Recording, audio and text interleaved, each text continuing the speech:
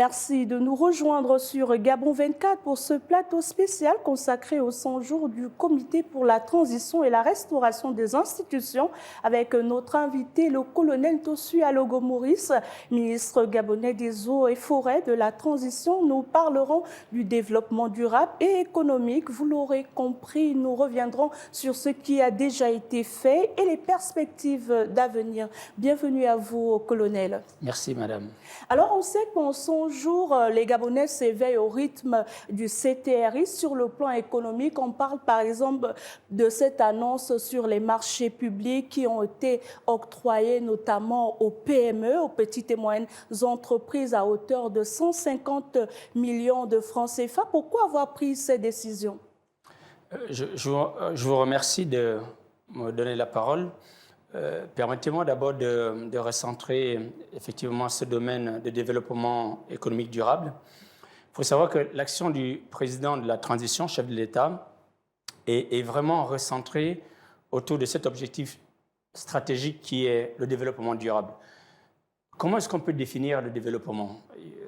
On peut dire que le développement, c'est un ensemble de transformations. Ça peut être technique, ça peut être économique, social, institutionnel, voire même culturel, environnemental, c'est un tout.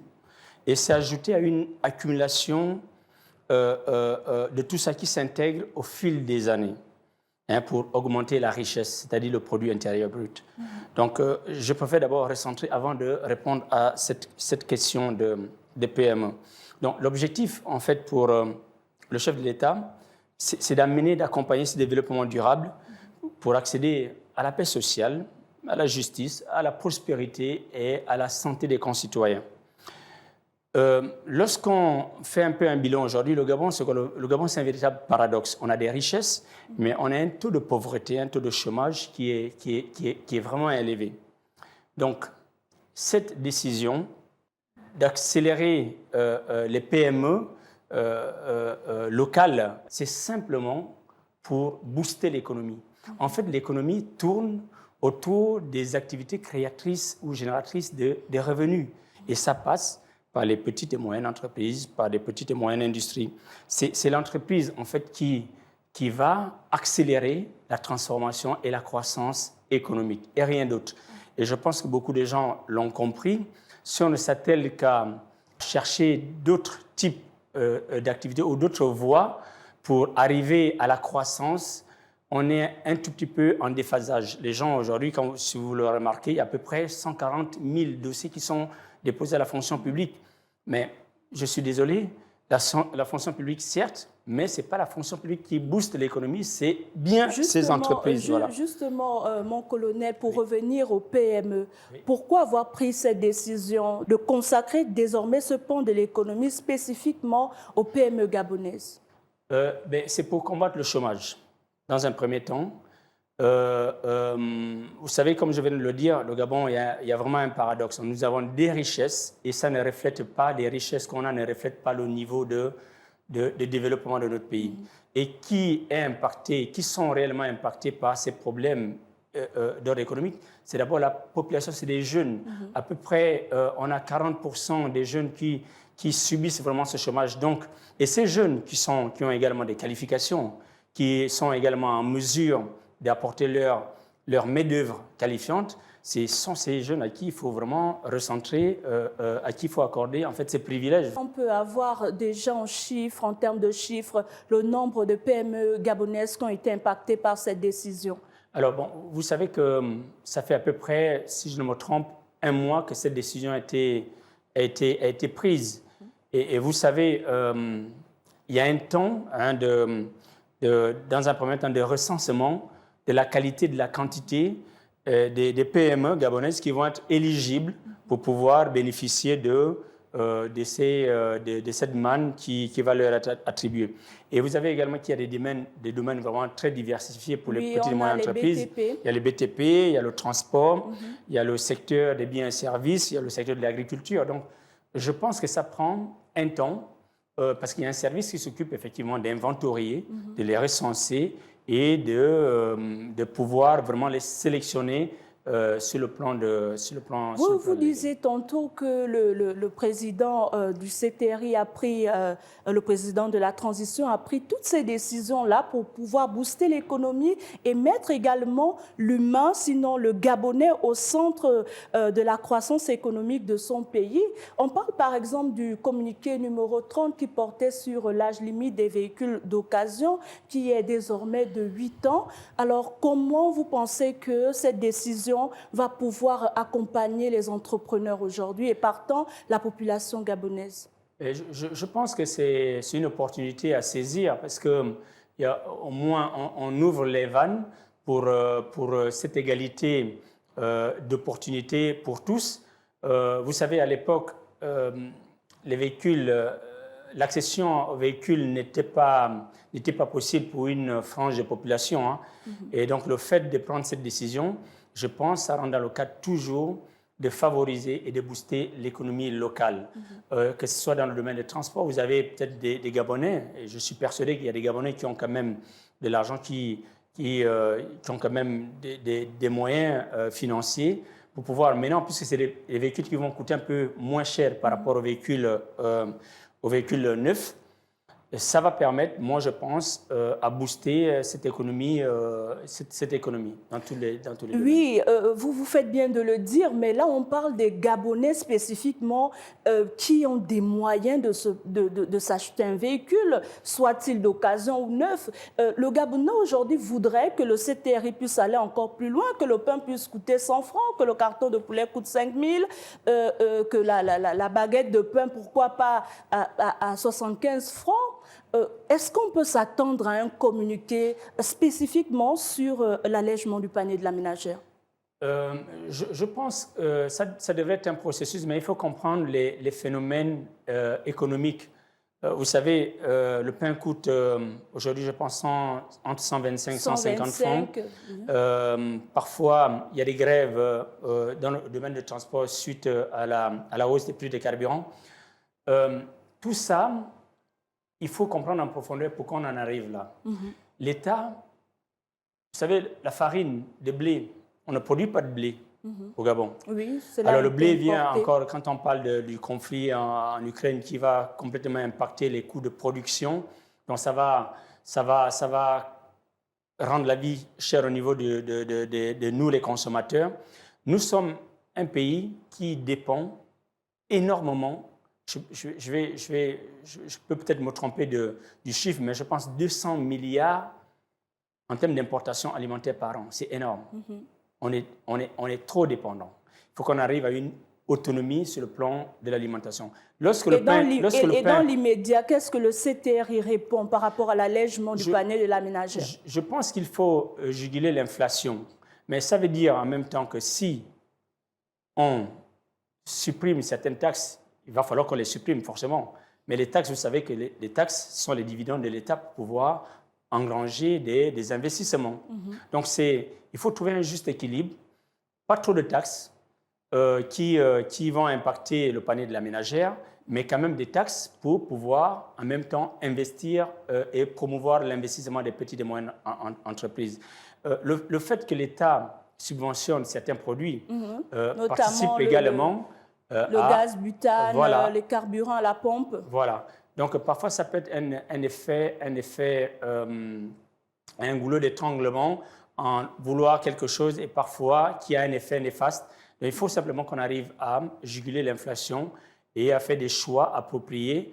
Des taxes qui vont être supprimées pour pouvoir alléger le panier de la ménagère. Et je pense que le président de la République, chef de l'État, il est... sur ce volet social-économique, il est vraiment concentré à pouvoir porter des solutions pérennes pour juguler ces faiblesses sur le plan de notre économie. Donc, on peut s'attendre dans les jours à venir à un communiqué spécifiquement sur le panier de la ménagère? Très certainement. C'est un processus. Vous savez, lorsqu'on prend une décision, il faut à chaque fois mesurer l'avantage, l'inconvénient et le risque. Après, il faut peser... mais je pense que le volet social touche particulièrement le chef de l'État. Il va falloir faire des choix économiques pour pouvoir arriver à juguler tout ça. Justement, ce volet social-là, en parlant par exemple du réaménagement des horaires du couvre-feu, le CTRI a pensé à ces concitoyens-là qui vivent des activités de nuit, notamment certains commerces, certains taxis. Est-ce qu'on va vers la fin du couvre-feu? Ça également, ça va nécessiter une réflexion. Mais vous savez, les horaires de couvre-feu sont bien conformes. Hein. C'est de minuit à 5 heures du matin. En fait, quand vous regardez, de minuit à 5 heures du matin, il n'y a pas trop d'activités en tant que telles. Et les activités qui vont avoir lieu sur cette plage horaire peuvent nécessiter une dérogation, une mesure exceptionnelle pour des raisons de sécurité. Mais quand vous regardez, la majorité des activités, c'est généralement du matin jusqu'au soir. Mais il faut également comprendre que c'est pour des maisons de sécurité nationale qu'un couvre-feu est établi. Et je pense que progressivement, le gouvernement va amener à réduire progressivement ces horaires qui peuvent, entre guillemets, impacter les activités économiques. Alors, sur le plan économique également, il y a eu l'apuration de la dette, notamment des entreprises dont les créances étaient de moins de 70 millions. Est-ce qu'on peut s'attendre à ce que cet élan puisse aller de manière progressive? Bien sûr. Comme vous l'avez dit, vous savez, l'activité économique produit de la croissance. Ce sont les petites et moyennes entreprises qui vont booster réellement l'économie et rien d'autre. Quand vous avez des investisseurs qui viennent, qui mettent leur argent, c'est ce qui va accélérer la croissance. Et je peux vous confirmer à 100% qu'il y a effectivement eu le paiement depuis le 15 octobre des entreprises qui ont été éligibles aux créances de moins de 70 millions. Ça a été fait. Et le 25 octobre, il y a eu, j'en reviens là-dessus, sur la promotion de l'entrepreneuriat national en accordant les marchés inférieurs à 150 millions aux promoteurs locaux. Et ça, c'est vraiment une très belle initiative. Et pourvu que, normalement, ça continue, parce que le tissu économique tourne essentiellement autour de ces entreprises. Alors, je rappelle que vous êtes ministre des Eaux et Forêts et nous allons faire un clin d'œil à la COP28 notamment. Le président est intervenu sur différentes plateformes là-bas où il disait, pour paraphraser, qu'on ne mange pas les certificats de bonne conduite. Comment vous pensez, gérer la forêt gabonaise tout en mettant le Gabonais ou l'humain au centre de cette gestion forestière? Il faut dire qu'au Gabon, c'est vraiment la chance qu'on a. On a tous les atouts. Il faut créer des opportunités. Et les opportunités, c'est en termes d'investissement. Il faut, et vous l'avez si bien remarqué, depuis un certain nombre de temps, et puis depuis même la COP, le président a reçu pas mal d'investisseurs qui sont prêts à venir au Gabon, s'installer et mettre en œuvre leurs dividendes pour pouvoir accroître la croissance économique de notre pays. Le Gabon a des atouts sur le plan de l'économie forestière.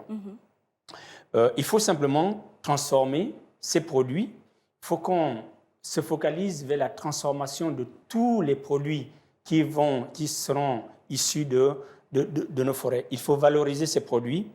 Il faut également continuer en même temps l'impératif de préserver et de protéger nos écosystèmes.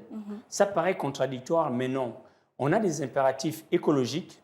Oui, là, il y a le bouleversement, les changements climatiques qui nous impactent considérablement, des inondations, des éboulements, comme on n'a jamais vu par le passé.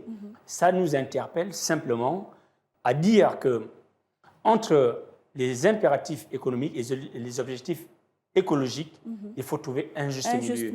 Et nous avons, je le réitère, nous avons des atouts pour pouvoir transformer nos produits issus de la forêt. On a par exemple la zone d'investissement d'Nkok, hein? Vous y étiez d'ailleurs. Oui, effectivement.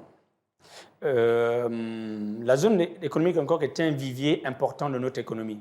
Il faut dire que les Nkok essentiellement transforme les grumes qui sont acheminés vers cette structure. Et il y a une forte valeur ajoutée qui ressort de là. Donc, c'est vraiment un poumon économique considérable. La moitié ou plus de la moitié de nos richesses forestières sortent de... Est-ce qu'on peut s'attendre désormais à la 4e transformation, puisque dans le temps, on parlait déjà de première, de deuxième, de troisième. Est-ce qu'aujourd'hui, on peut parler de 4e transformation du bois au Gabon? C'était un objectif envisagé. C'est l'état final que l'on recherche. Vous savez, il y a énormément de métiers. Par exemple, quand vous prenez de la coupe du bois, de la coupe du bois à transport jusqu'à la transformation. Et cette transformation, il faut qu'on aille pour pouvoir tirer les dividendes, le maximum des dividendes, le maximum de valeur ajoutée. Il faut que nous accédons jusqu'à la 4e transformation. Mais là, ça demande en même temps certaines techniques, certains investissements particulier, mais c'est ce vers quoi on tend. Il y a la situation du conflit homme-éléphant au niveau de l'intérieur du pays et même à l'estuaire ici. Alors, comment comptez-vous mettre en application les déclarations du président alors qu'on sait qu'il faut à la fois préserver cet écosystème-là, mais également s'assurer que les personnes vivant de leur culture puissent pouvoir s'épanouir? Alors, question vraiment assez pertinente. Vous savez, actuellement, la population des éléphants au Gabon est estimée à 95 000. Et ça, c'est une population en nette augmentation grâce effectivement à ces efforts de conservation ou de préservation depuis une vingtaine d'années. En même temps, c'est vrai, quand vous regardez 95 000 éléphants, ça fait à peu près moins d'un éléphant au kilomètre carré. Le problème qui se pose, c'est un problème en fait de répartition. Ces éléphants sont inégalement répartis et parfois ça va causer un problème de sécurité grave. Dans les dispositions qui sont prises pour pouvoir juguler tout ça, lorsqu'un éléphant est dangereux, l'État nous procédons aux battues administratives. Ça, c'est réglementaire. Et parfois, il y a de la légitime défense, comme le président l'a affirmé. Ce sont des mesures en fait, qui permettent de juguler à très court terme ce problème de conflit homme-faune. Mais à moyen terme, nous envisageons également effectivement créer des corridors où ces corridors qui permettront aux éléphants d'être dans un espace dédié et aux populations locales de pouvoir jouir de leurs activités dans un espace qui est vraiment bien déterminé. C'est généralement le village avec des forêts communautaires d'une profondeur de 10-15 km. Mais ces corridors ont déjà été installés dans certaines localités. Qu'en est-il aujourd'hui? En fait, ce n'est pas des corridors en tant que tels, ce sont des barrières électriques qui ont été mises en place, mais les barrières électriques sont essentiellement recentrées autour des champs. Or, l'éléphant peut ne pas être au champ, mais dans le village. Alors, il faut protéger la zone dédiée aux champs, aux villages et aux forêts communautaires. C'est ce corridor-là qui est essentiel à moyen, à long terme, et nous espérons avoir des investisseurs ou des promoteurs étrangers qui vont nous appuyer dans ce domaine, parce que c'est un grand chantier. Ce chantier nous permet en même temps de préserver tous les écosystèmes, de préserver l'homme, de préserver l'animal. L'animal qui peut également, on peut en tirer les dividendes dans l'écotourisme, parce qu'il y a beaucoup de pays qui vivent de l'écotourisme. On prend le Kenya et qu'on sort. Donc, je pense qu'il faudrait qu'on mette en musique toutes ces stratégies immédiates, à moyen et à long terme, préconisées par le président de la République. Alors, ce sera votre mot de fin? Alors, mon mot de fin, je dirais que le chef de l'État est résolument engagé à réduire le seuil de pauvreté au Gabon. Son action est essentiellement orientée vers une politique de relance économique visant à attirer les investisseurs, on a vu le cas à Dubaï, et valoriser également les ressources naturelles à forte valeur ajoutée. Il s'attelle également à assainir le climat des affaires avec le règlement, comme on l'a vu, des dettes intérieures et extérieures, et afin d'assurer la meilleure promotion de l'entrepreneuriat national. On est recentré autour de ces grands principes pour pouvoir booster l'économie gabonaise. Merci à vous, colonel Tossu Alogo Maurice. Je rappelle que vous êtes ministre gabonais des Eaux et Forêts. Vous étiez là dans le cadre de ce plateau spécial consacré aux 100 jours du CTRI. Merci à vous, chers téléspectateurs. À bientôt sur Gabon 24.